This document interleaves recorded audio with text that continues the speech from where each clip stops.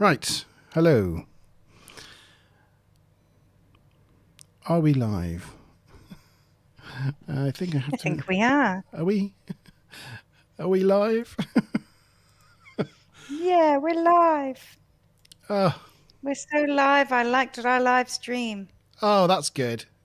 That's good. Whilst I'm just setting chat up because chats would have disappeared because I've just restarted the stream. So yeah, just talk amongst yourselves for a moment.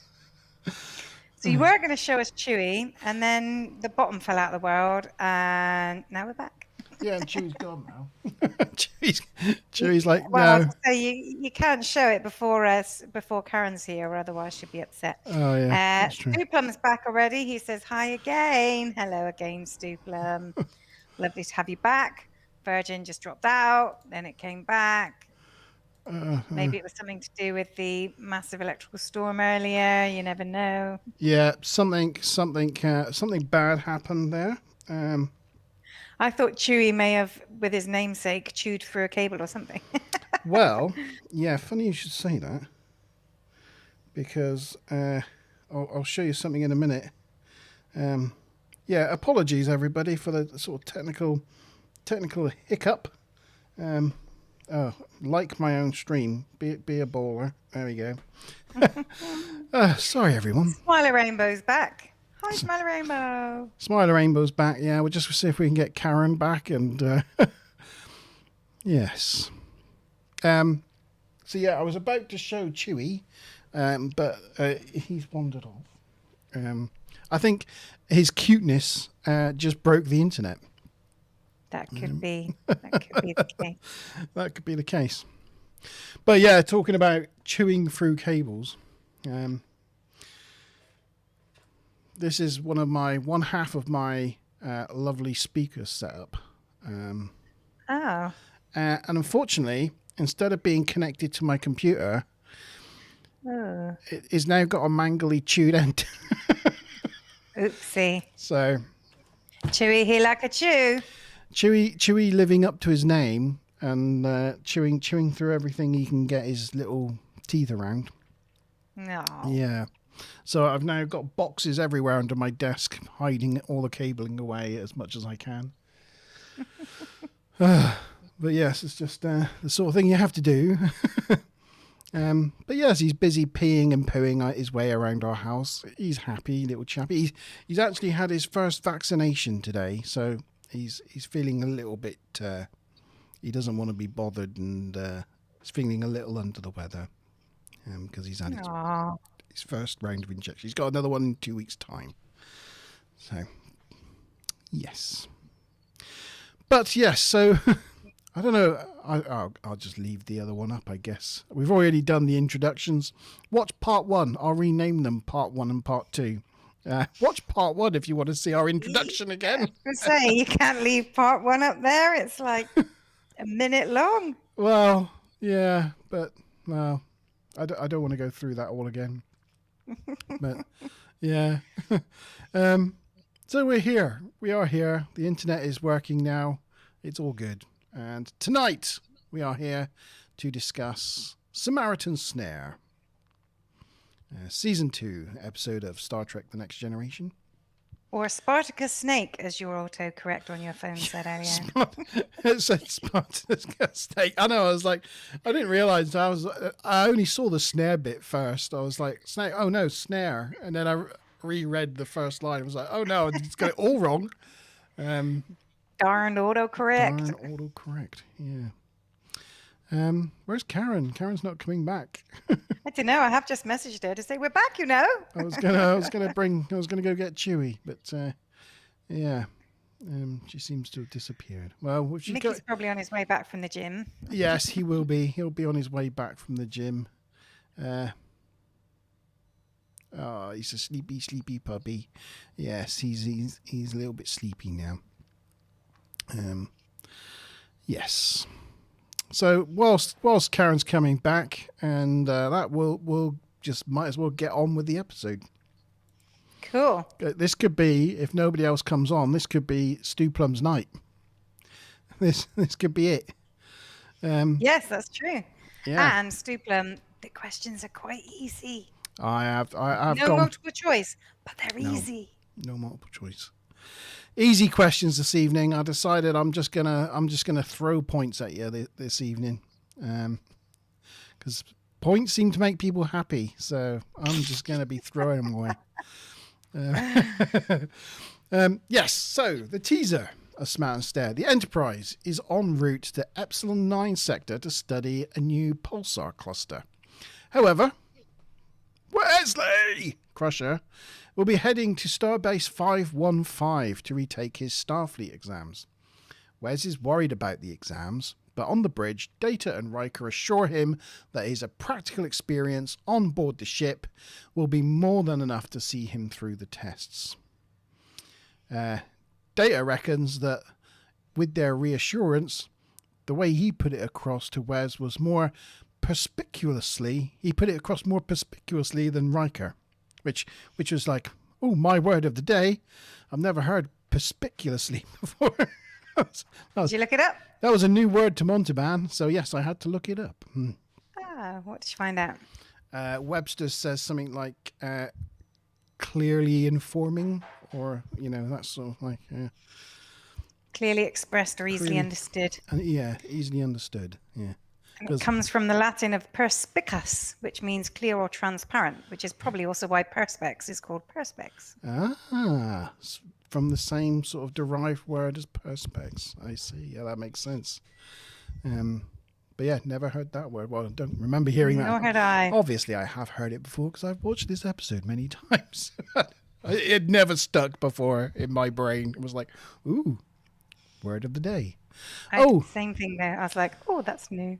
And I've just realised that with everything going on, with it messing up, that I've got to reshare my the screen, the photos. Yeah, the photos. There we go. Mickey's here. Hi, Mickey. Hi, Mickey. We thought Stu Plum might run away with a win if you weren't here, Mickey. Yeah.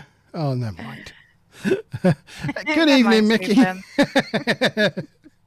It's good to have you on board this evening. We've had a rough ride. There's been some technical problems. We've come up against some turbulence, but we've sailed on through, relaunched the ship, and we're underway. Yes, we were just talking about the word perspicuous, perspicuously. So in sickbay, Picard's not happy with the doc. She's ordering him to report to Starbase 515 as well, for something he's been ignoring for some time. He wants to witness the new pulsar cluster for himself, he tells her, so Pulaski says that she can perform the procedure on board the ship. But Riker's like, absolutely not.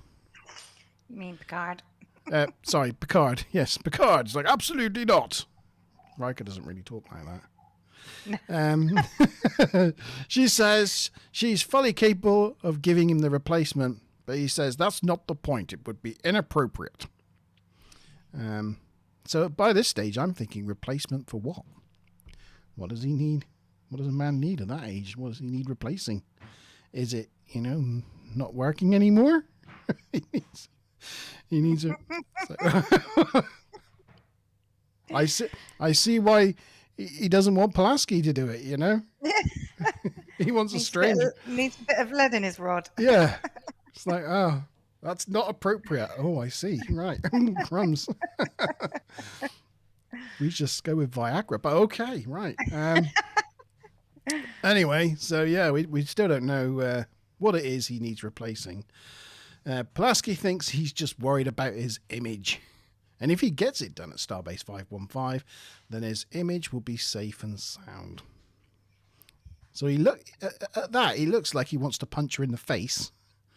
He looks at her really angrily and storms out of sickbay, which I thought was a bit of an odd response. It was a bit of a strange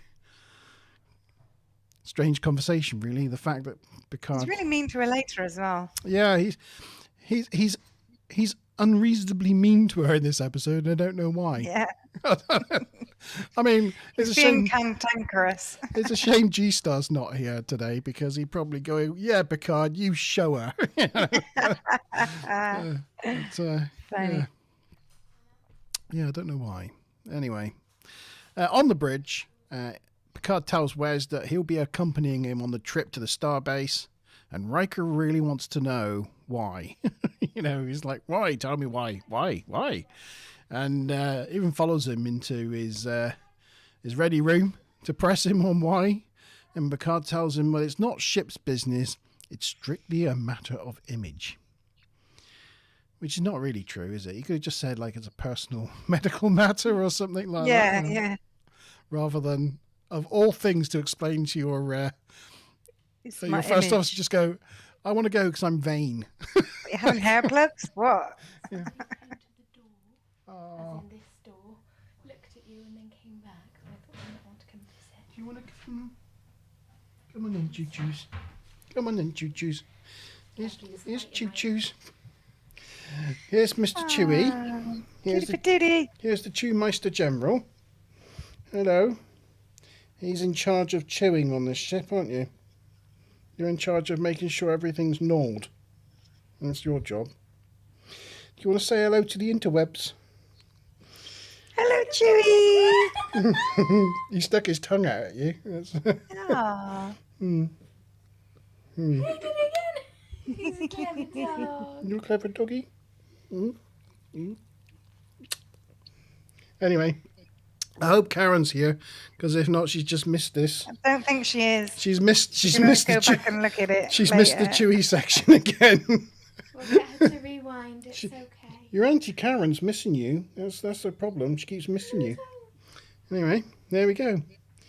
Oh, that's a big yawn. You tired? Do you want to go off to beddies? You gonna go off to beddies? Yeah, okay then. You wanna take him?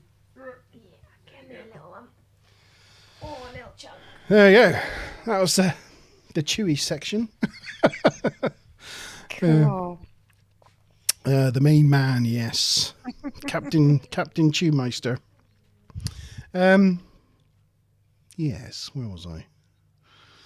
Oh yeah, I think he's just telling him. Matter of image. Yeah, it's a matter of image. So in the corridor, Wes is talking to Geordi, and Ensign Gomez makes her return after being in the last episode. And he's talking about how he's worried about the 6-hour trip now with Picard more than he's worried about his exams. He doesn't know what he's going to talk about. So Gomez recommends, well, you could talk about archaeology, semantics, literature, art. I think Gomez got an A star in her Picard studies at the at the academy. Or that, either that, or she's like some sort of. Well, I think she is like a Picard super fan or something like that. Yeah. She knows everything. Well, she was an Enterprise super fan. She's probably got a dossier on all of the senior staff, to be fair. Yeah, she probably does, yeah. You can imagine it in lower decks, can't you? If you go see her like little bunk. It's probably got all their pictures on the, the senior staff. Yeah. But I love them. Deanna, what about her hair? Picard then passes by and Geordi's like, well, it's a nice day for a little trip. And he's just like grunts and just blanks them and just carries on walking. So they take the shuttle Einstein, shuttle 2, and on the bridge, Riker's worrying about why Picard's left. But he's interrupted by a distress call that will take them even further away from their captain. Dun, dun, dun, dun. And that was the end of the teaser. Yes. Exciting. Exciting. So there was a supposed goof, although don't you have question time, don't you? I have a question. Question time. Do you want to give the goof first, or? Well, I'll do that while we're waiting for Francis to come in. Okay, all right, that's cool. Okay, so question time. 2-part question. This is. What should we say? Each part's worth 25 points. Ooh. Are you ready with your pen and paper? I am. Okay, so question 1. What is the name of the starbase that both Wes and Picard are heading to? So what is the name of the starbase both Wes and Picard are heading to? And the second part of the question is, what is the name of the shuttle that they're heading there? They're heading there in. So one of the things that it was listed as a goof, but I went back to have a look at it, and I don't think it was true. I think they fixed it, like on Netflix, digitally, probably. Right. But apparently, although they say we're taking shuttlecraft 2 out, when you see the shot of it in the shuttle bay, it was actually shuttlecraft 1. But I went back and looked twice, and it's just got a big 2 on the side. So whether or not they've fixed that, I don't know. But it was supposed to be a goof, but I couldn't find anything wrong with it. And what was the other thing? Oh, the other thing is just that if it would take 6 hours to get somewhere sub-warp, then at warp, that would take like, I don't know, probably like a minute or something. So it's just a general question of why would they have even put the captain in a ship on his own for 6 hours for no reason when they could have just literally taken there and then there so quickly and just dropped them off. It would have been like bing bang gone, you know. Yeah, been like, In a yeah. blink of I an mean, eye. I don't even know how long it would have been, but it would have been like super, super quick. There's just no point in exposing the captain like that for all that time. Yeah. It's unsafe. It's a weird one. I know it's just in service of the story, but the shuttles that they took is the largest shuttlecraft on the Enterprise as well. It's the big Bertha ones rather than the shuttle pods, and they're supposed to have warp drives, and they've got giant. Right. They got giant. You can see they got giant warp nacelles on the bottom of them. They're supposed to be fully warp enabled, so they kind of used the wrong method for it. Well, the other thing is that the way the shuttle looks in the shuttle bay, it looks quite sort of tall and boxy. And then when you see the actual picture of it going through space, it's like almost like elliptical. It's not as tall. It looks like a completely different shape, and it doesn't have the sharp angles. It's all rounded. So it's like what you see in the shuttle bay, and then what there's flying around is completely different models. Yeah, apparently it's like the big roundy one. It's the big blob, like one that looks like a big blob. And apparently, originally in the story, he was going to take the captain's yacht as he was going on a kind of a personal errand, but they decided not to put that into the budget because they already had props for the other types of shuttlecrafts. And in fact, they never ended up using the captain's yacht throughout the whole of TNG until Enterprise E. He went somewhere for something. I can't remember what. He did. It was Insurrection. Yes. Yeah. So there you go. Yeah. So how are we doing? We got Stuplum says 515. Stuplum says Einstein. Mickey says 515 and Einstein. Yeah, they're both Oh, good and answers. Mickey says he spotted a goof as well, I think. Oh, what goof?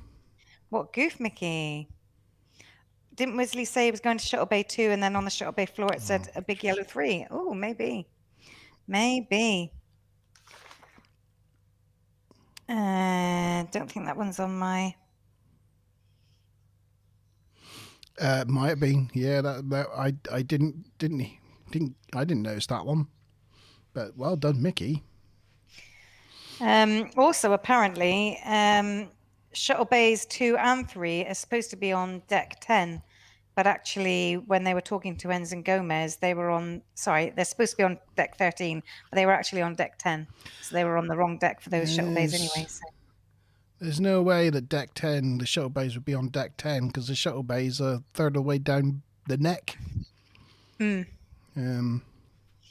It would be more like 30. There you go. Whole bunch of stuff to do with the shuttles. They always leave deck 10 on the corridors by accident because they always like filming going on the to way and to from 10 forward. Yeah. Yeah. Yeah, well done, Mickey, for spotting that. So, you're both right with Starbase 515 and Einstein. Yes, those are correct 50 answers. points each. 50 points a piece. Level pegging. There was one thing else. Oh, yeah, confirmed. It was the remastering of the HD, the Blu-ray versions where they corrected the number on the shuttle from 1 to 2. And there's another thing later that they corrected as well, I think. But yeah. Pray continue. Act 1. The Enterprise arrives at the rhomboid Droneger Sector 6 and finds the distressed ship. Data says the ship is of early design and capable of sublight speeds only. What I'm questioning on this is if it's like they don't even know who the race is. How does Data know it's an early design? Like, don't even know that race, you know? Good point. Might be a brand new design for these guys. I don't know. You know? I think he means early compared to like the Enterprise. You know, it's a not a highly technology advanced type ship. So yeah, it's I early. said that really badly. Yeah, so it's not capable of sublight speeds. Basically, it's useless. And Worf's response is, "Shields up." They contact the ship and find that they are the Pakleds, and the ship is the Mondor, and it's broken down. They say their ship is broken and they are far from home, and you almost feel sorry for the poor little guys. We are far from home. Far from home. Our ship is broken. It is broken. Geordi enters the bridge and asks if their rubber bands broke, which I thought was a bit of a slap in the face for, you know, this could be a first contact situation for all we know. And Geordi's just come in with a big rubber hand and gone splat, splat, splat, splat, splat. Data reports that they are having engineering problems. Their guidance system's down, and they have less than 24 hours of reserve power. Riker's curious as to why they've travelled so far from home, and they say they look for things that make them go. And so he offers Geordi's help, but Worf's not happy. Why are they sending their chief engineer for a job like this? And for once, I actually agree with Worf. Like, yeah, they've got a whole engineering team. Yeah, he's been doing a bit of a poor job in some of the previous episodes, but he's on the money this time, and they don't listen to him. No, they don't. It's like, do we really have to send our chief engineer? Yes, and It's a Riker's really like, good point. yes, yes, we do. Yes, we do. We're obliged to help, and I'm sending our chief engineer, the most important engineer on the Enterprise. Yep. Just to check, Data like gives them a scan and doesn't detect any armaments, so they go on ahead and do that. Meanwhile, on the shuttle, Picard thinks the journey is a complete waste of time. So Wes asks, why did you come on the trip? And Picard snaps that it wasn't his idea, and then he apologizes for taking it out on Wes. We learn that he's going for cardiac replacement treatment, which surprises Wes. Wes guesses that it's a partinal genetic implant, and Picard confirms that it is. I mean, what else would it be? But it is indeed now faulty. Geordi beams over to the Mondor and meets the crew, including the chief engineer, Reginald, who confirms that they indeed look for things that make them go. They ask him if he can make it go, and Geordi confirms that yes, he can make them go. And they said, that's good, because they look for things that make them go. And we're all... Pictures. Pictures. Yes, sorry. Oh, that's them enjoying their time together. It looks like a really happy shuttlecraft. Look, don't you just want to be in that party? Looks pretty cool, though, actually. I quite like the lighting in that in the shuttle. I thought it was, like, pretty... It's always so bright on the Enterprise. Yeah. And there they are. Bless them, the Pakleds. With their gigantic eyebrows. They have big eyebrows, don't they? We're not quite there yet, I don't think. So, yeah. They are. Geordi can make them go. Yeah, so with that, it was so ham-fisted, that dialogue, isn't it? You know, it's like, we like to collect things. And he's like, yes. Can you make us go? Yes, I can make you go. We collect things that make us go. It's like, we can all see where this is going. Only Geordi's there, not quite clued in on it yet. The other person that's clued in is Troy, because on the Enterprise bridge, Troy enters the bridge and is concerned with Geordi's well-being. She thinks he might be in danger. She doesn't think that they want their help at all, They're after something else. Dun dun dun dun. End of the act. Thing is, talk about ham-fisted lines, though. That really, really awful line from Data. Did you notice? Where Data tells Riker, our counselor is a betazoid and sometimes notices things that humans don't. Oh yeah, I think I just deleted that line from my head. It's like, is that just for the benefit who might be tuning into this program for the first time ever? Maybe. Because why would anybody tell Riker, who's known her longer than anyone else, what her species is and what position she is on the ship? It just seems like the weirdest thing for him to have said. Maybe Q Who did such a good job in the ratings that they're like, oh crap, more people are watching this program now. We better explain what some of this shit's about, you know? I like it. Yeah. So anyway, that was the end of the act. So guess what we've got? Question time. Question time. So, question for Act 1 is, what is the name of the race that look for things that make them go? Good question. And while we're talking names, you did mention that the guy on the screen is called Reginald. And although he's not in it yet, the other of that species, is it the engineer? He's called Gredneblog. And as that kind of sounds a bit Gredneblog, they're actually backwards words. So Gredneblog is Goldenberg backwards, and Reginald is Doniger backwards. So any budding writers out there, that's how you make up alien names. Just find a normal name and turn it backwards. Yeah. As we don't have Karen, we've got our 2 answers in, and they both correctly Pakleds and Pakleds. identified the Pakleds. Did you say how many points this one was going to be? Oh, no, didn't. No, I'm going to go with 75 points. Whoa. That means both Duplum and Mickey on 1, 2, 5 points. Yeah. Pakleds. I was just thinking, is Pakleds something backwards? Pack of leads? Stelcap. No, it's not. Yeah. And I not that anybody else cares, but I only just found out recently that there's a couple of Pokemon, and they are, Arbok and Ekans. And I found out that's snake and cobra backwards. So there's all sorts of backwards words in modern media that you probably never pick up on. Mickey thinks they're a pack of LEDs from B&Q. Yeah. Oh, you like your LEDs? I do like a good LED. I just put LEDs on the back of my television to make it look cool. Glowy. Yeah. Act 2 then.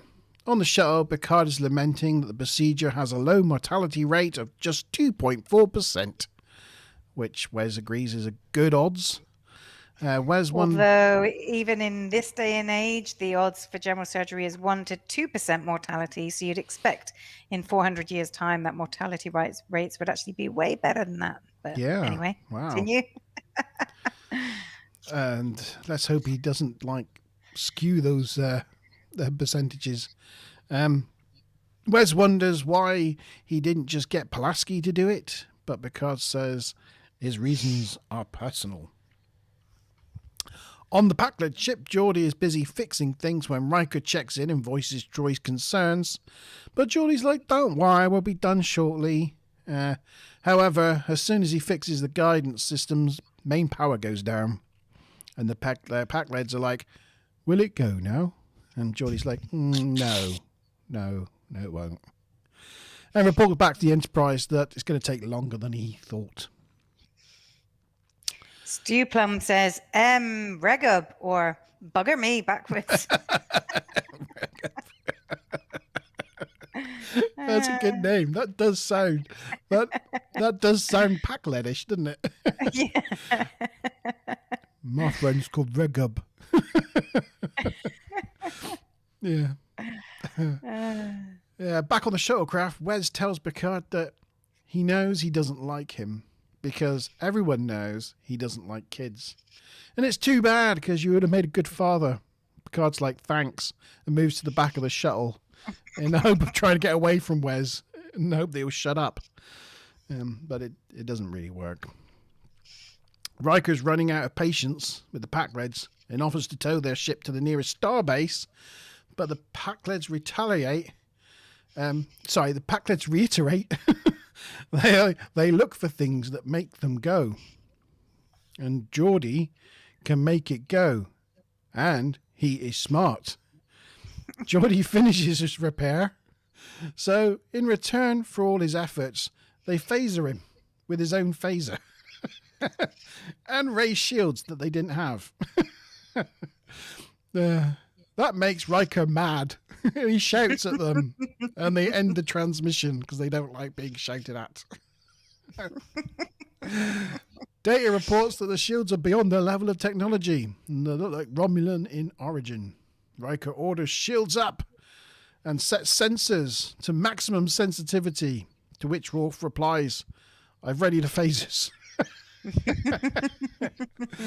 Yeah, I know what he wants to do. Yeah. Blow them all to hell. Yep, and that was the end of Act 2. Act 2. So there was something there. What was it? When the Pakleds shoot Geordi, apparently, and I think this is another one that was fixed, but apparently on the goose it says that Geordi basically kind of flew back before he even got shot. But again, I looked at it a couple of times and I couldn't see that it was preemptive. But in sort of digitally remastering it, all they needed to do was put the phaser beam in like a second earlier, and it wouldn't look like he was, flying back for no reason. Yeah. So I think they fixed that one again. Again, they did. They fixed it. Mm. It looks a lot better. Did you? Is the stuff where they're eating sandwiches? Does that come later? Yes, that's in a minute. Okay, that's all right then. Yeah. So, with the end of Act 2 comes Act 2 question time. Question time. Time. So, the question is, what is the mortality rate of Picard's surgery? And how many points is this one? Oh, this is 100 smackaroonies. Woohoo! 100. The big ton. Not that I know which one it was, but apparently one of the props used inside the Pakled ship was a Kang 23429 remote control unit for World War II military field radios. Don't know what kind of level of geek somebody would have had to been to have known that one, but there you go. Wow.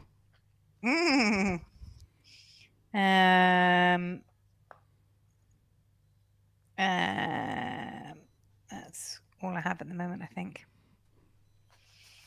Well, our two contestants this evening have both got it spot on. So 2.4%. Yep, it's another 100 points each for them. They're neck and neck tonight. They could have a double win. 225 points for both of you. Yep. And we've got the really important piece of information from Smile the Rainbow to say Chewie is fluffing lots. Oh, as in farting? Yeah, well, we give him... molting. We gave him for the first time today as a bit of a treat. You're supposed to enrichment feed them. So, like, put feed in, like, difficult things for them to eat from to make them work for it. So we've got this, like, spiky ball thing that he needs to lick stuff out of. And we put some doggy peanut butter in it.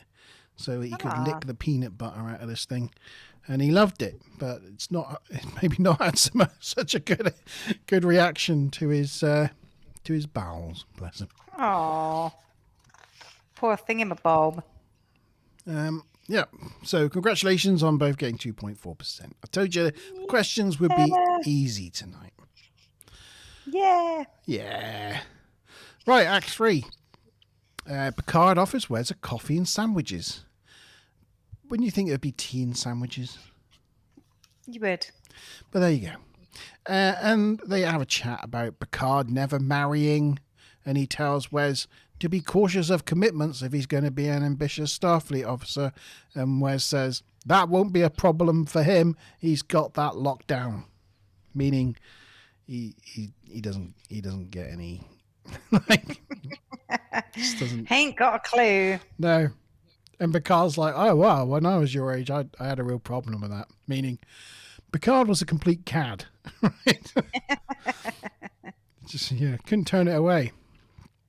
Picard retells the story of how he got the implant in the first place. That was by picking a fight with a group of Nausicaans. And he went to visit Starbase Earhart. He got one in a devious joint lock. And one of his chums impaled him in the back.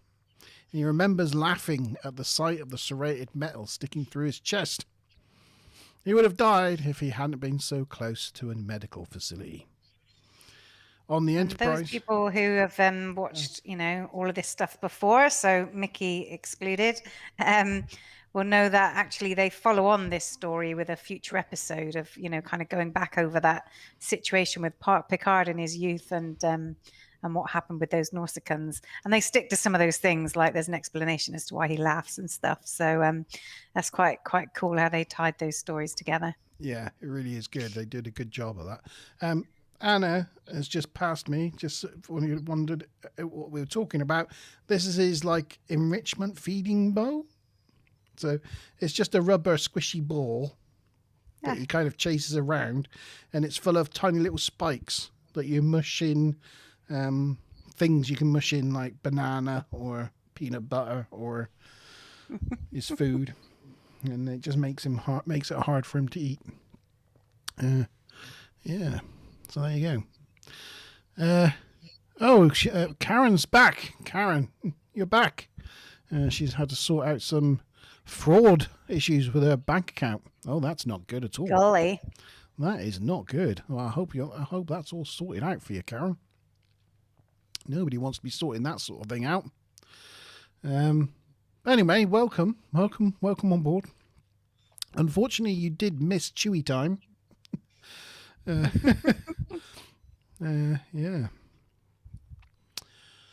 The other thing with that scene, I don't know if you've noticed, but the sandwiches, there was all kinds of discontinuity with the sandwiches.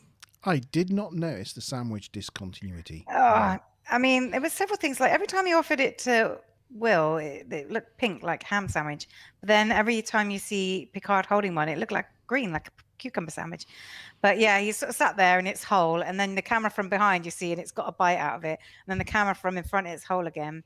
And then he takes a bite. The camera from behind has a bite out of it. And the camera from in front, it's just down to a tiny nub. No. It's like all over the place. They've clearly spliced a couple of those scenes together. Yeah, if you ever wonder why, when you see films or series and they're in restaurants eating, and you never see them actually eat the food. Yeah, and mainly, sometimes it's because they've been there so long that the food's ancient, but mostly it's because they don't want to disrupt continuity. Because if they take something off the plate, they might have to redo an earlier bit of the scene, and continuity becomes an absolute nightmare. So yeah, that's why most times they don't touch their food. Yeah. But having said that, as Picard's talking, he is kind of munching away on his sandwich and chewing, and he's even kind of talking with his mouth full. But there's just something kind of really nice and natural about the scene. It feels organic and it doesn't feel staged, unlike a lot of lines in this episode, which feel really clunky and staged.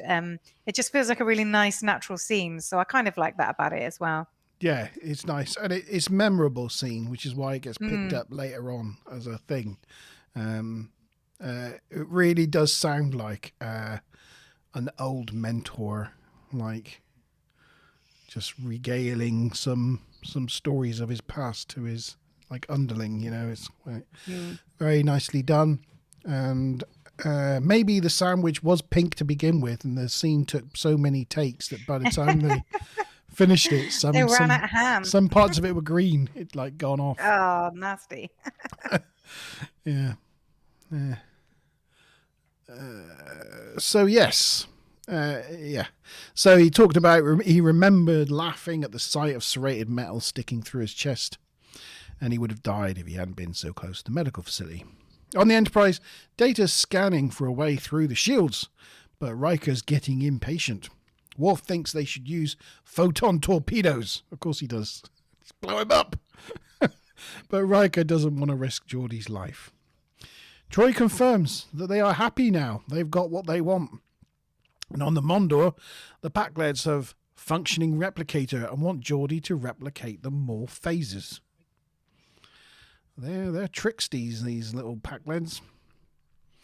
On the show, Picard wants to know if Wesley's read the book he gave him, and Wesley lies that he's read some of it, but we all know he hasn't. He's like, yeah, a bit. And we're like, no, you didn't. You haven't read it. Picard tells him that studying art, history, and philosophy will make him, if he studies art, history, and philosophy, and one day all this will mean something to him. On the Enterprise, we cut then to the Enterprise, and Troy suddenly has an epiphany that the Pakleds have been lying this whole time. I was like, really? you just got that? That's just come to you? And Data confirms that the malfunctions were all programmed into their system, and it was all designed to lure Geordi in as their prisoner. Wes and Picard arrive at the starbase. That looks suspiciously like Angel 1 from Season 1, but has been remodeled by characters from the Among Us game. Did anybody else notice that? Anybody in chat, tell me if you didn't spot that this starbase looked like it was modelled after the Among Us characters. Do you know? Among Us Do you know what I'm talking about? I might have to bring up a picture. Well, the map painting was from Angel 1. Yes. What's it? Starbase 515. 515. Yeah, this is it here. I know what I'm doing. Right. Share. Bear with me, everybody. It's just me going off on one of my tangents. We like a tangent. This is Starbase 515. And these bits, although you can't see one, these bits, and Yeah, this they look bit, like heads. these heads weren't on it originally. This was done in the remastered version. It was, right. they at the time, they just reused the map painting from Angel 1. But in the remastered version, they add these heads bit. Just the heads, because that whole sort of front section looks a bit different colour to the rest of the buildings. But They add the heads, and they add this that swirly thing. in the middle. And over here, I don't know if you can just make it out, there is the shuttlecraft. And when you first see this picture, right. you see the shuttle coming in and landing on this roof. Ah. And you also see a flock of birds fly by and people walking around. So they do add in the remastered version. They do a lot of work on this, but yeah, it looks. And this is, I'm going to bring up for those who don't know what Among Us is. Among Us. Oh, now I know what you mean. You're talking about that game. That game where you've got to be like an imposter. Imposter. Now I know. Yeah. I didn't know what you're talking about. Now I know what you're talking about. I see what you mean. These things. It looks like they took a head of one of those things and whacked them on top of the buildings. I don't know if they did that on purpose, but it certainly looks like Among Us characters. Been slapped on Star Trek. I don't know if someone's having a laugh somewhere, but it made me chuckle. Yeah, there you go. Now, where was I? I've got to get my picture back. Oh, complicated things. That one? Yes, there we go. Yeah, Mickey early. Mickey knew what I was talking about. Nobody else in chat did, but Mickey knew what I was talking about. To be fair, Mickey's probably the youngest person in chat. Yes, true. Yes, so they're designed to lure Geordi in as their prisoner. Wes and Picard arrive. Oh, yes, he's arrived at Starbase Angel 1. Among Us characters. Wes tells Picard that Pulaski told him to make sure he actually went inside, to which Picard was like, that woman. Did you notice the thing as they were entering the building? Yeah, it was a glass door and it didn't open automatically. So they took a little pause and Picard was like, oh, look, I have to open this for you. Well, it was like Wes just kind of looked at it as if to say, What's this? What's going on? And then Picard kind of gives him a little, oh, children, look, and like opens it for him. It's a door. But apparently, I mean, I don't know how true this is, but apparently Will Wheaton and Patrick Stewart actually came up with that idea for that little gag between them. It's like a little extra, like, ad-lib. Yeah. I like it. I did notice it, and I've never noticed it before, and was like, oh, that's quite a cute little thing. Yeah. And then Wes says that he enjoyed their trip together, and Picard was like, so did I. And it was like, oh, so cute. Like they're getting along, Very sweet scene between the two of them. Yeah. And that was the end of that act. That was the end of Act 3. So it's question time. And the question for Act 3 is, what is the name of the starbase where Picard got shanked by the Norskans? Oh, yes. What was the name of the starbase where Picard got shanked by the Norskans? I think this might be slightly harder than some of the others because it was less of a central thing to the plot and more of a sub thing. But let's see if anybody caught it. 150 points on offer. Woo! Yeah, baby. We're going big on the points.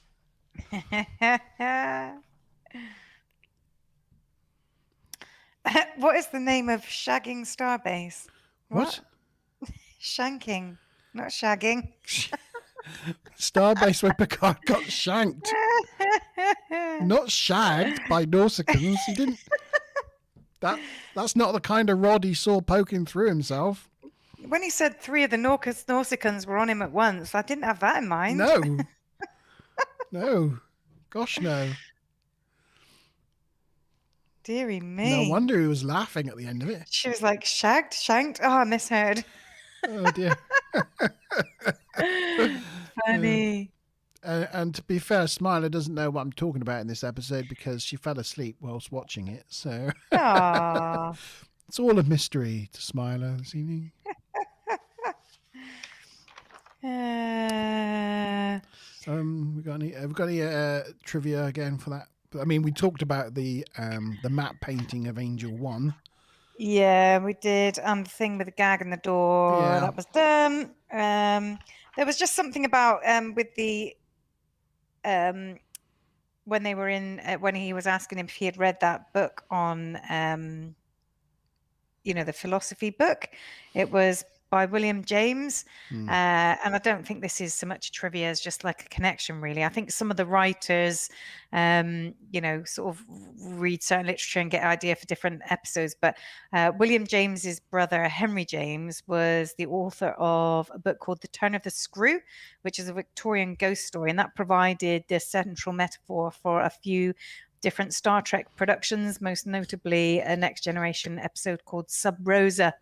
But yeah, so it's, the writers have clearly read some of the books from these particular philosophers and writers of a certain age, and it's provided inspiration for episodes. Wow. Earhart Bonsdale Recreational Facility. Far Space Starbase Earhart at the Bonsdale. So it's like as if Stu Plums wasn't detailed enough. I know. Mickey's one-upped him. I was gonna just accept Starbase Earhart. That was all I was after. But the full description, that's pretty awesome. We didn't actually wait for Karen to respond. Sorry, Karen. Oh. Yeah. We were getting so carried away with the two boys battling tete-a-tete. Yeah. So I think that's 150 points each for that one. That is 375 points apiece. Wow. Yeah. Okay, so Act 4, the Pakleds contact the Enterprise and deny Riker's request to return Geordi, and they shoot him again with his phaser instead. Like, no, you're not having him. Take that. They want to trade the Enterprise computer for the chief engineer.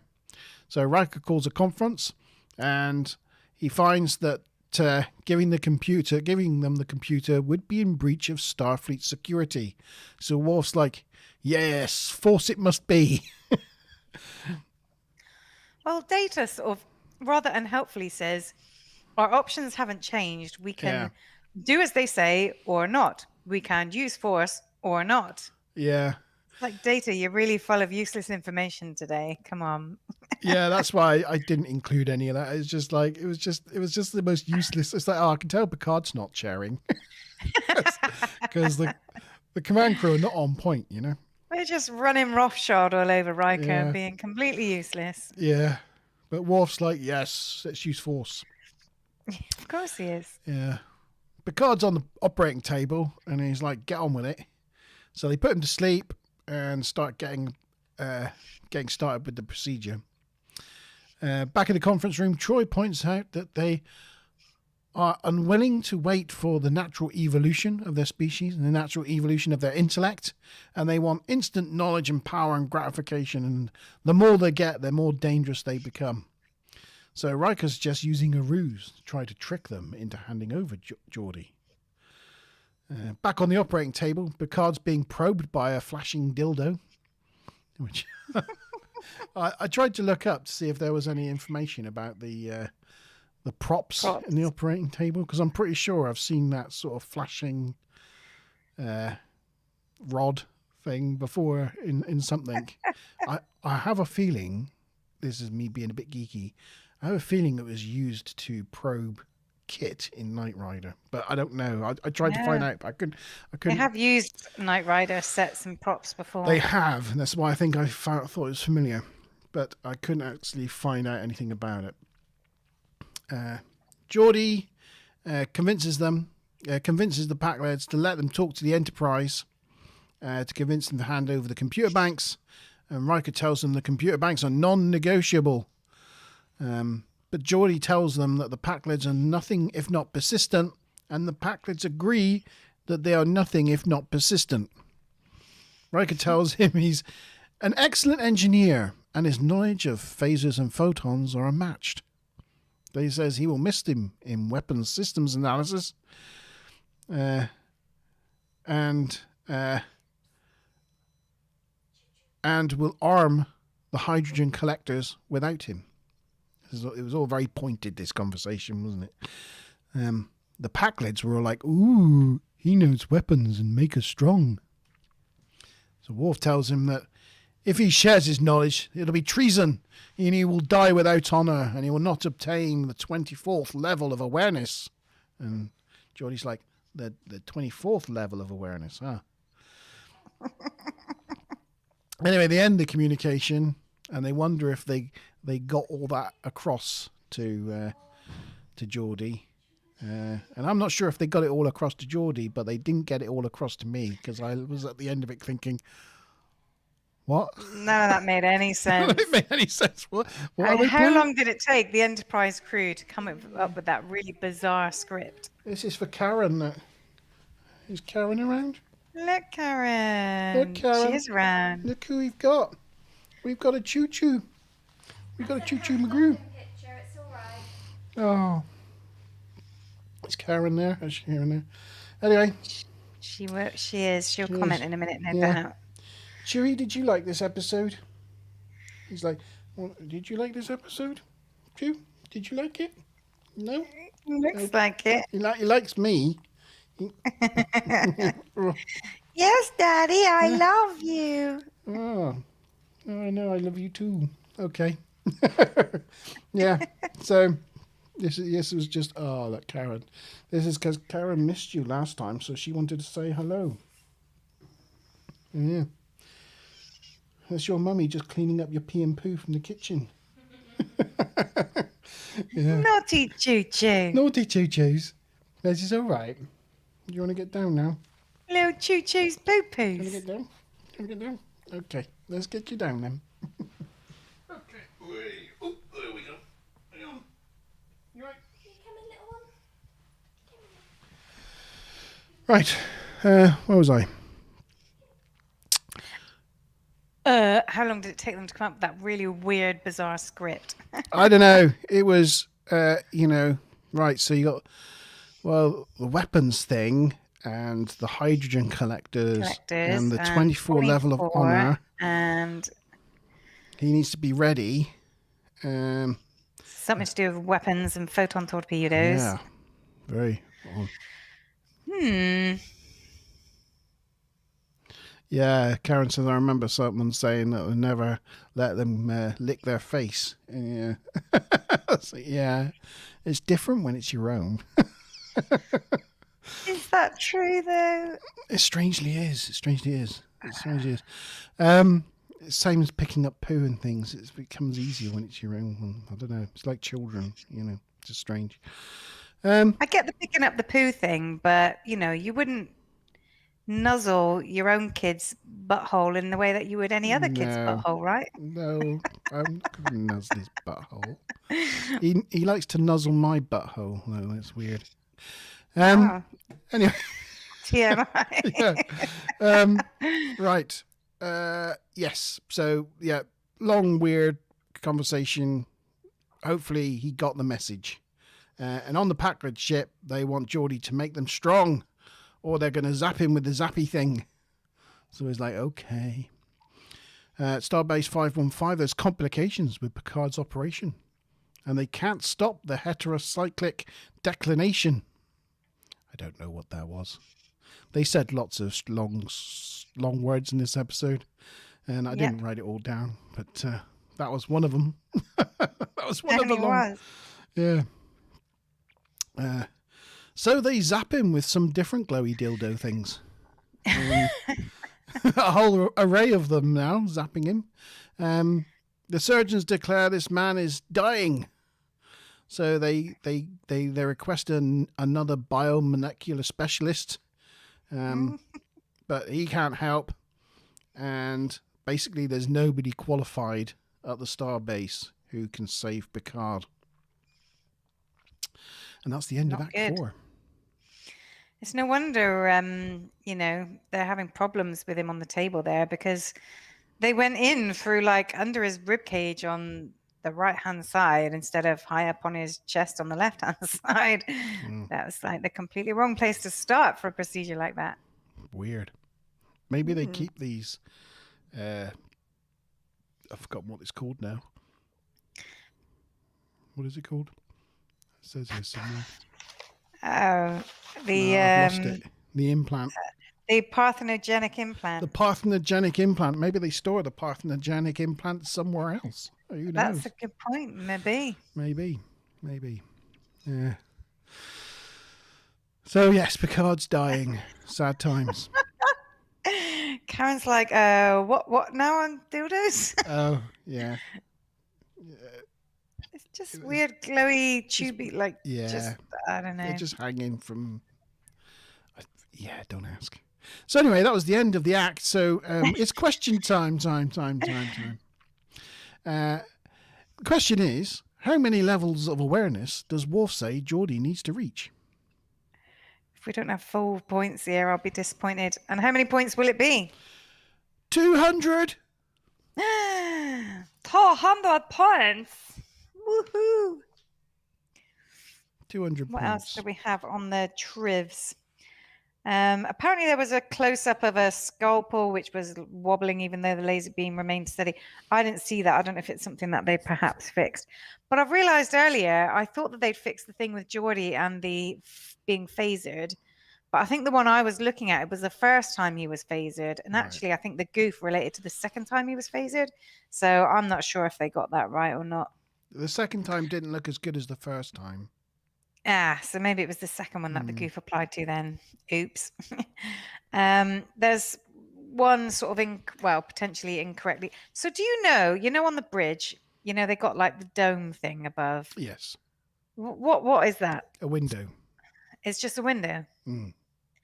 Because this one says it was incorrectly regarded as goofs, but it was to do with the fact that the dome above him appeared to be dense with stars, although an outside shot showed that it was not very dense with stars in that area. But then somebody has said on closer inspection it's actually a ceiling with glass that has some bubbles in it and it reflects the light. And in fact, because the bridge is so light, you wouldn't be able to see the outside anyway. But I thought you'd probably know a bit more about the way the bridge is made up and whether any of that's true or not. It's a window and stars, and the matte painting beyond it was just too highly densely pop. Yeah, they just used the same one up there, no matter what. Right. I think they got like a little box on top with like a star painting on it, and it always looks like that whenever you look up.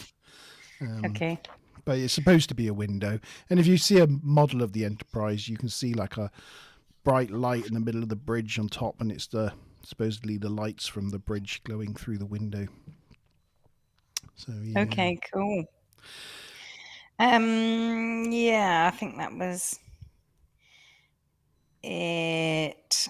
Yep. I don't think we've got to that bit yet. So The answers 24, were 24, 24. bleep, bleep, Like the TV bleep, show with Kiefer Sutherland. bleep. So that is That's 200 correct, 200 points for apiece. everyone. Yeah. That's Stu Plum and Mickey on 575 and Karen on 200. Yeah.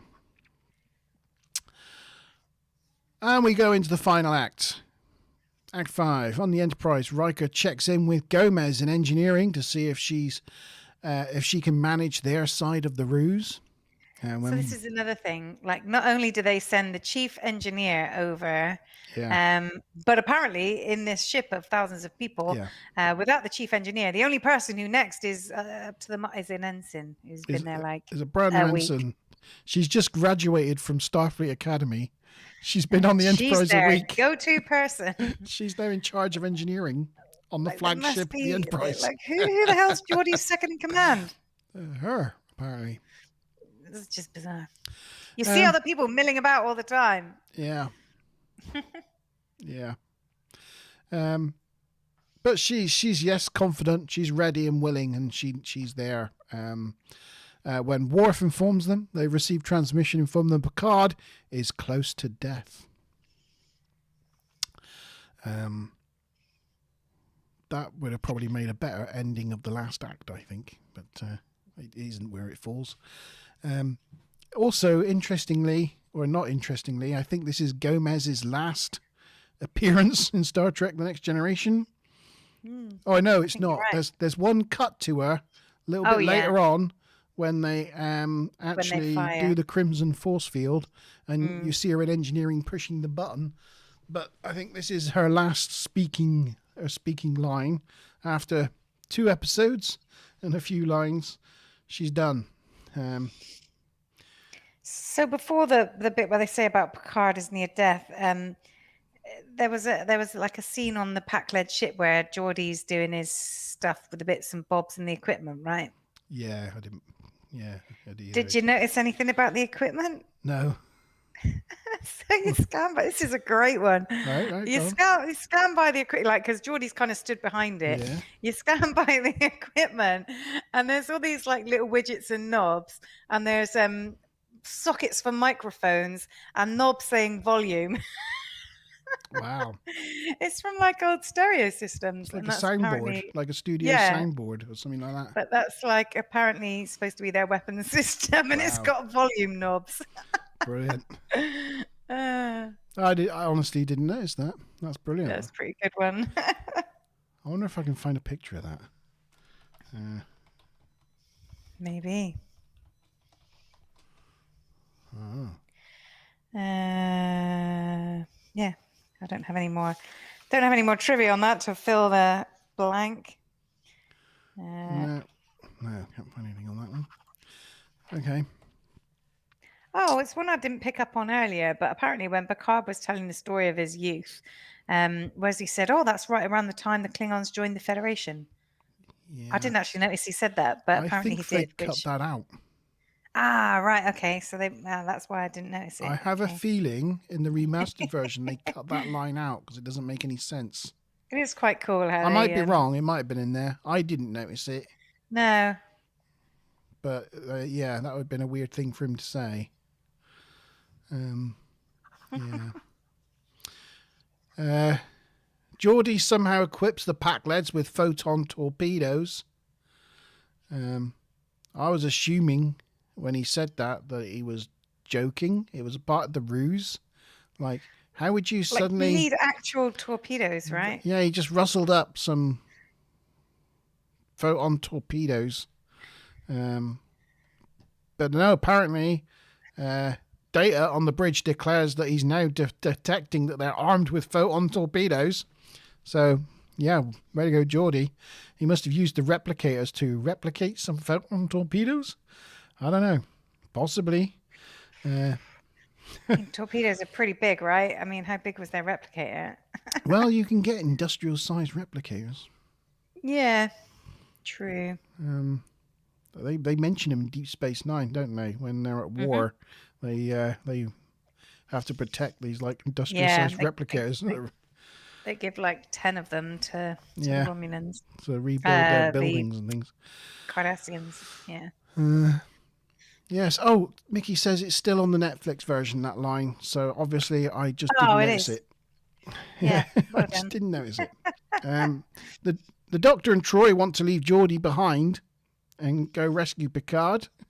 But Picard's like, no, we're not leaving Geordi behind. So, yeah. Riker, yeah. Did I say Riker? You said Picard. Oh, sorry, Riker. Riker won't leave Geordi behind. I keep getting my Rikers and my Picards mixed up this evening. It's easy to do. Normally tell by the impression there. Yeah, that's right. Yeah, well, I just thought it was pretty like harsh on the. I mean, I know they want to save Picard, but they've gone through this whole ruse thing. They're about to pull it off. It's like, no, let's not wait another 5 minutes. Let's just leave Geordi behind. Let's cut him loose. Oh, wow, they really don't like Geordi. Who knew? Oh. So they force Spectrum communicate and demand the engineer's return. I don't know. Is this the first time we've seen a forced Spectrum communication? I think so. I don't remember seeing a forced Spectrum communication before. Didn't even know it was a thing. Don't remember them ever doing it again. No. It's one of those things. It's clearly just a useful plot device. Yeah. And they refuse. They say they are powerful now. So Riker's like, you want power? I'll show you power. And he says, we'll fire after 24 seconds. As they count down from 24, 23, 22, 21. Like a super specific amount of time. Okay. Why?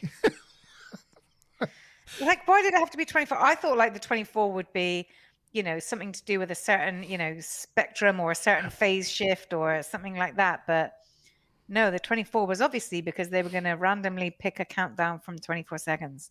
Yeah. Well, Geordi really needed to know that. And Geordi's like, I can't believe it. My comrades are going to fire on me. And he says, well, I've got to make some checks first. And secretly, he's now thinking, shit, I've got 24 seconds to deactivate the photon torpedoes that I've just installed. So, which, by the way, Mickey says he must have had the photon torpedoes in his tiny little silver case. Yeah.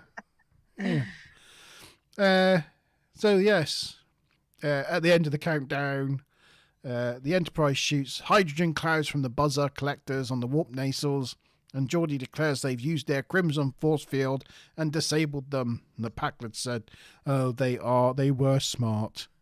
And we are not strong.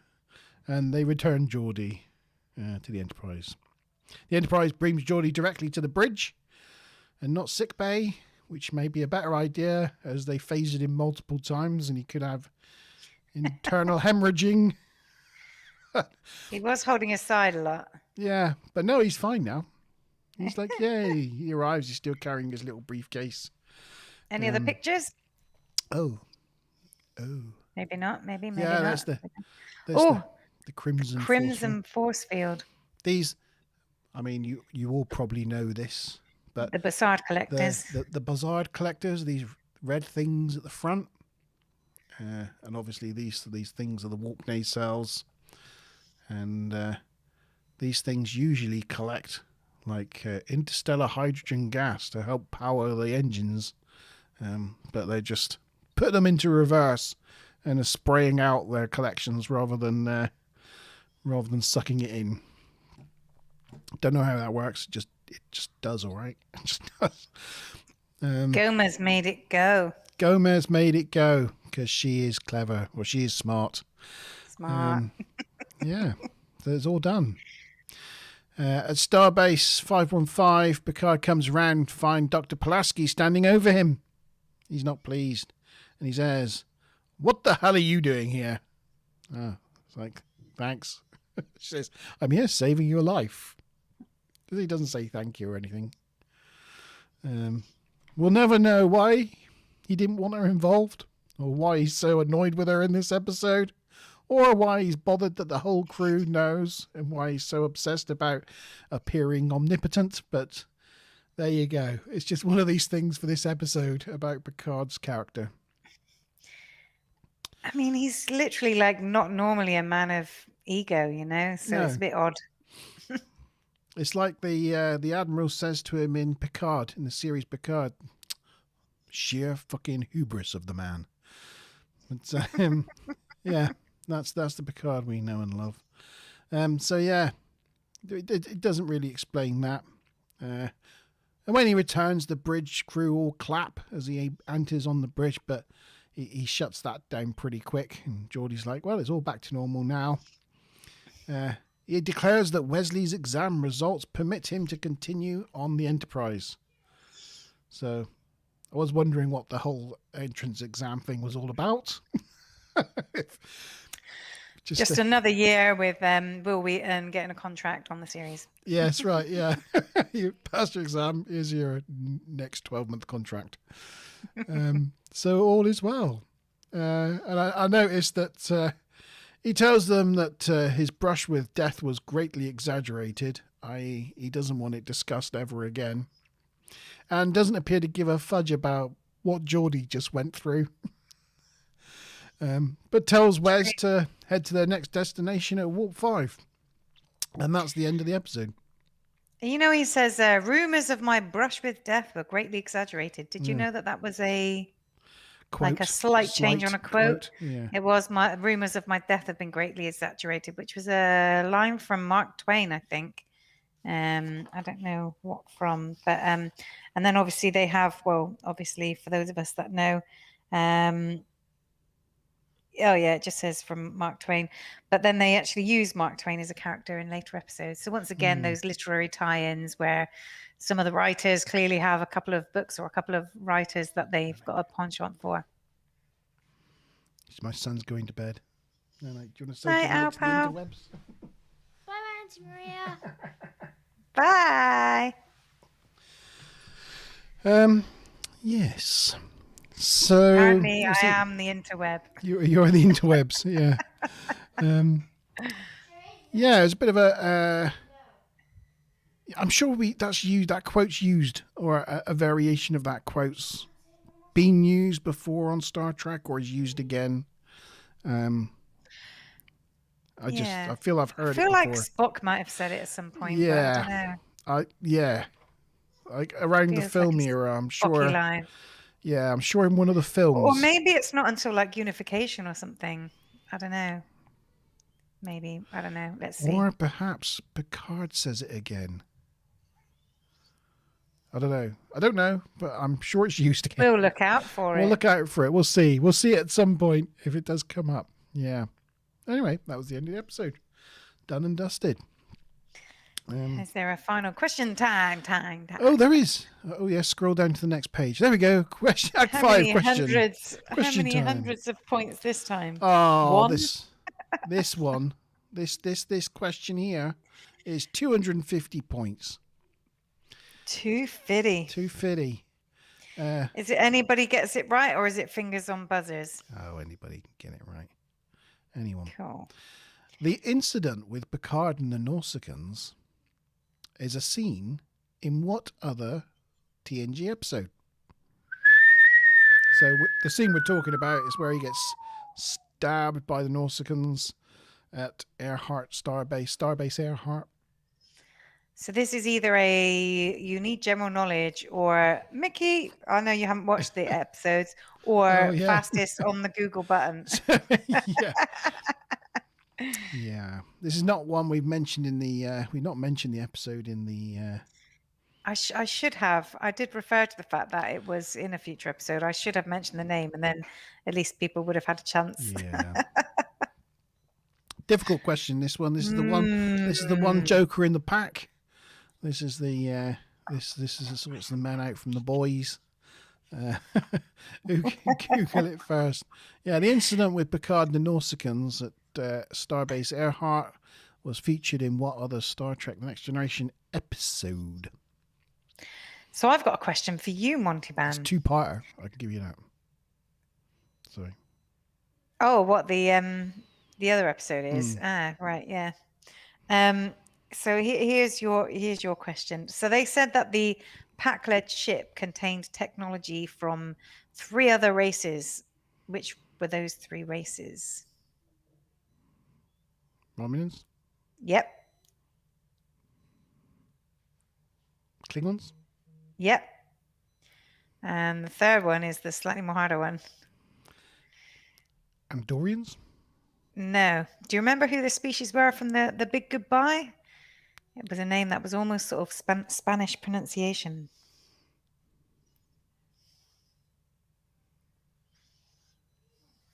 Clearly not. Oh. It was do you want me to say? Oh, no, go on then. It was the Harada, which is spelled with Harada. a J. Yeah. So yeah. Oh, I didn't know that. Oh, look, they're very, very quiet in chat. I don't think anyone knows. Chat's gone eerily quiet. You've not even got any don't knows. No. You don't know. Just tell us you don't know. They can't find it. They can't find it on a Google search. It must be quite easy on a Google search. It involves Q, the episode. It does involve Q. The only other thing I've got left on the trivia, I think in one of the comments I might have noted down. Yeah. I think that's correct. Probably right. Yeah. I think we asked for the episode name. What's the name? So the Pakleds weren't seen again in any of the series of Star Trek from this era, like Deep Space Nine and Voyager and that kind of thing. However, they have made a super recent appearance in 2020 in Lower Decks, which is the animated Star Trek series on Amazon, which is awesome and super funny. And they are in the episode No Small Parts. Yes, they are. And in fact, it features a lot of things from Tapestry in this episode, in that episode. Way, we got a couple of tapestries. We do. Nicely done. They got there. They did get there. Yeah. And Tapestry. It's a really good scene from Tapestry, actually, and how they blend the whole Q thing into it and relating back to this story Picard tells Wesley. It's really nice, really nicely done. Something for you to look forward to, Mickey. Yeah. Season 6 might be in a while. That's a long way away. Long way away. It'll be a oh lot my God. At this rate, it's going to be podcasts. about 4 years till we get there. Yeah. Oh, Bilal's still doing it. We're going to get there. We're going to get to the end of season 7. Yeah. Yeah. And that was it. So that was the last question. So what's the scores then? Karen, dealing with fraud, fair enough. You've got like a good reason to have partially tapped out on the scoring here, but you're in last place, I'm afraid. With Stu and Mickey, joint first place with 825 points each. Full marks for the 2 boys. Full marks for the 2 boys. Well, let's get the sheet up. What was the other thing? There was one other thing towards the end there.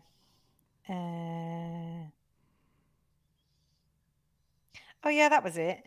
It was when Geordi said, because when the Pakleds were saying, "Can we press go yet?" and he was like, "No, not yet, not yet, not yet," right up to the last second.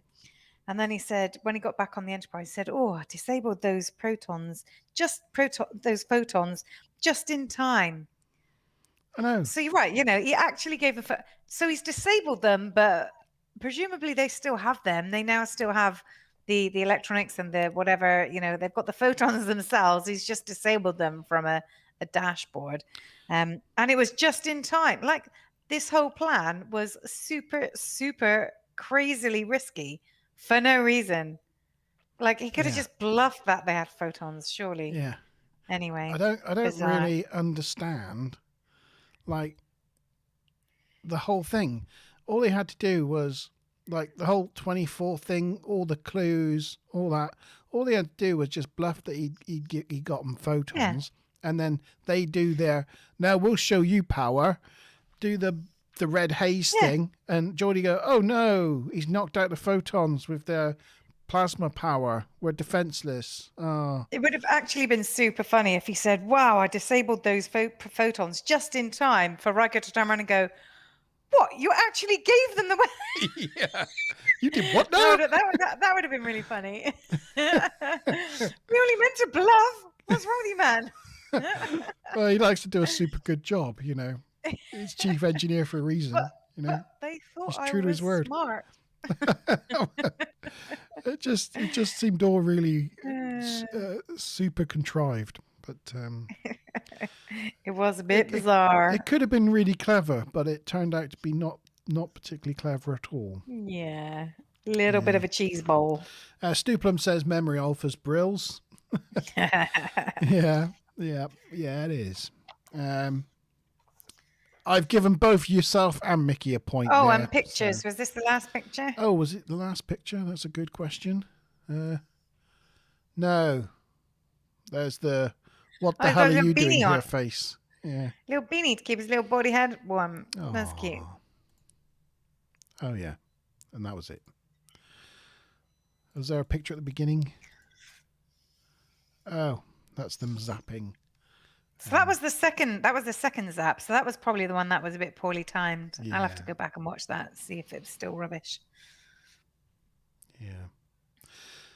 He did get zapped quite often. He got zapped a lot in this episode. Poor Geordi. Yeah. And right, so going to the scores. What's on the score? So we're marks out of 10, everybody. What did you reckon? There we go. So I've given both Mickey and Stuplum a point. So Stuplum's now on 3 and Mickey's on 11. I haven't put the thing in. Samaritan's Snare.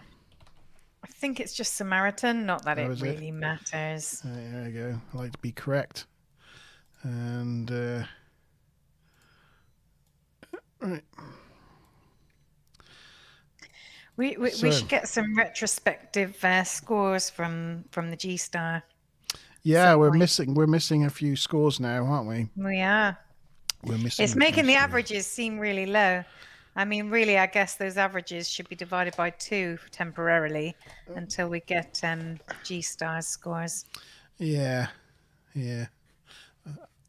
So got 5 from Mickey and a 5 from Stuplum. Yeah. You look like you're still thinking about it. I am. I already have mine all set on my paddle. Oh, ready? Are you ready?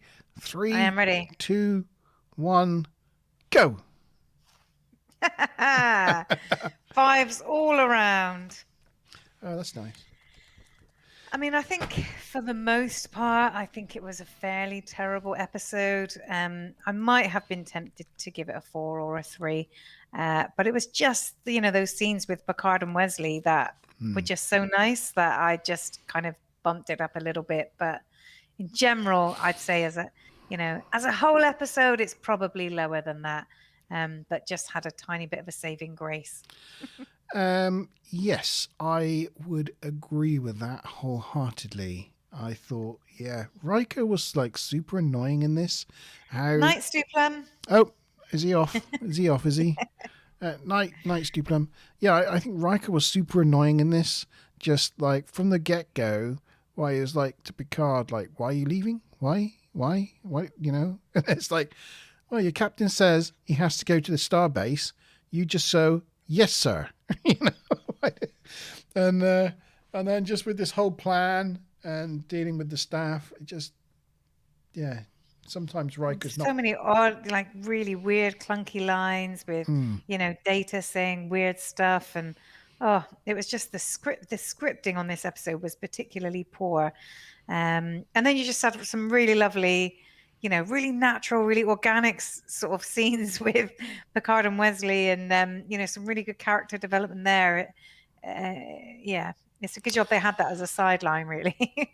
It's almost like that was shot for another episode and just intertwined into this one. Like it was done by a different director and at a different time. Do you know what I mean? And they were like, oh, no, we won't use it for that episode. We'll just cut it into this episode. I don't know, I know it wasn't, but it just seemed that way. It was just quite different. And Mickey says for him it was the shock of Dr. Pulaski being the only person being able to save Picard. Would have never have guessed that happening. No. I think that was sarcasm. Yeah. Yeah. He says it wasn't bad though. Pretty decent episode. And as well as the Picard and Wesley scenes and the whole Nausicaan story and all that sort of thing, that was like good bit. The other thing I did like about this episode were the Pakleds. They are quite cute. They're just so funny. And we like things that make us go. We are lost. But they're not stupid, they kind of are stupid, but they're also devious. You thought we weren't smart, but we are smart. Yeah. They got they got the best of the Federation flagship and the best crew in Starfleet, supposedly. Although most weeks we kind of shake our heads at believing that. But it's just quite funny, isn't it? I mean, they were underestimated at the end of the day. I think even early on, Riker said, "Oh, they seem a bit slow," and Data almost, I guess, kind of prophetically said, "Well, perhaps they just have poorly developed language skills. Maybe it's not their intelligence, maybe it's just their language skills." And I think there's something in that. They were quite devious. They did have all the way. They did know how to operate it all. So yeah. Yeah, just the fair play to them. Yeah. Yeah, it's kind of a shame that they didn't get used as a sort of like a, not maybe an antagonist, but I don't know, maybe the way that they are acquiring this technology, running before they could walk, caused some sort of, a bit like our civilization where rampant technology and they're not able to do anything about it. I don't know. Caused a global panic on the Pakled homeworld or something. They had to go in sort of like, maybe somehow try to get the technology off of them or restore. I don't know. Like a technical singularity kind of thing. Yes. It's like it sort of ruined their society and their ability to adapt. Do you know what occurred to me about it? And this was a bit of a strange thought, but they're taking technology off other races, right? To add to themselves, to make themselves more superior. Who does that sound like? Or what other species does that sound like? The Borg. Yeah. They're basically assimilating. And I wonder whether there's something about that where, because there was obviously that Borg episode and, and then there's like this one and it's like, maybe they don't grow up, maybe they just assimilate more and more. Maybe assimilation is like their thing, and I don't know. It was kind of a little Borg-like. Yeah, it's like the writers assimilated the Pakleds into the Borg, and that became the next iteration of the Borg. Yeah, the Pakleds were adding other species' technological distinctiveness to their own.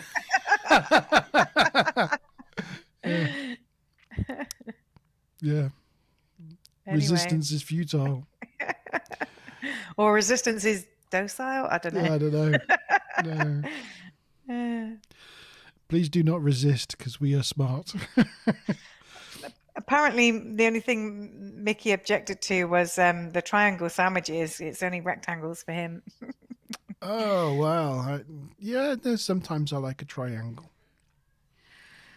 Yeah. This is like a random thing. Do you remember when we were kids and Grandad Alec used to make us toast and with you with jam and with me with Yeah. syrup, and he used to cut them like, you know, when you go like the big sort of, you know, triangles, like the 4-way or the big squares, and he used to do it down again, so it was like, was it 8 or 16 little Yeah. triangles or 16. squares? Yeah. It was like you could make all like little tessellations with it. This Dead is like cool. about 10 o'clock at night for supper.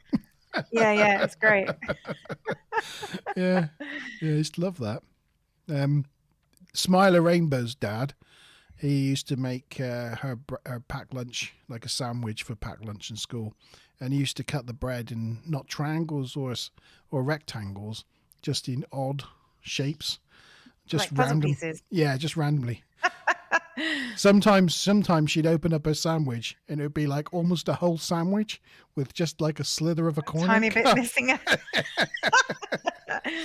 Did he do that just for like entertainment to kind of Yeah, keep their just- imagination alive? Yeah, That's just for so sweet. entertainment. Yeah, just entertainment purposes. That's really cool. Yeah. I'd like to see a sandwich which is kind of like been made into the shape of a Pac-Man. Yeah. So yeah, the last 3 episodes, the averages on this graph will go up. They won't look as far down as they do at the moment. So when we get the scores from G Star, hopefully if he is back next week, and I'm sure he will be, we'll start the episode off by revisiting the last 3 episodes and going through his scores and discussing them a little bit. And on that note, what is the next episode? Do you know? It's up a long ladder, or up a ladder, or along a ladder, or And what is that then? Up the long ladder. Yes. Remind me without too many spoilers for Mickey. It's interestingly, it's directed by Winrick Kobe one, so he's a good director. So that's usually a good sign. I don't know what it is. Oh, they come across a colony that's led by an Irishman named Danilo Odell Oh, that one. and his hot-tempered daughter Brenna. Yeah. Yeah, I think they She were. wears a nice woolly jumper. She does. Yeah, and I think there's some Okay, sort of I know what one that is. there's some sort of wharf side plot with this one, I think. Yeah. So that's up a long ladder. yeah. That's That'll next. be in, okay. That'd be an interesting one to talk about next week. Mm-hmm. Up the long ladder. Yeah. Apart from that, this week we've got the Fortnite live stream tomorrow, and I believe it's a new season. I think Is it'll it? be the launch of. Is it today or tomorrow? I might have missed it. I don't think I've missed it. I haven't seen news. Maybe it's is it season 9? Yeah, season 9. I think it is launching in Fortnite. I think tonight or tomorrow. So yeah, I think it'll be the new season tomorrow at Fortnite live stream. So look out for on the main channel, on Mondband channel, a look through the battle pass and all those sort of Fortnite shenanigans. I was going to say, you'll probably do a Battle Pass review, won't you? Yeah. Mickey's saying he thinks that's tomorrow. Yeah, so I Yeah, think yeah. gonna be an exciting night over on Fortnite tomorrow night. Nice. And that's about it from me. Anything else from you, Miss Masma Bob? Nothing from me. Nope. Well, thank you, Mickey and Stuplum and Karen, for coming on and listening to our rambles. And we will see you. Oh, let me go to that's our beautiful faces. Oh, There we go. And we'll see you next Wednesday at 8 o'clock for the next Star Trek Generation review show. yes, indeed. Cheers. Ta-ra!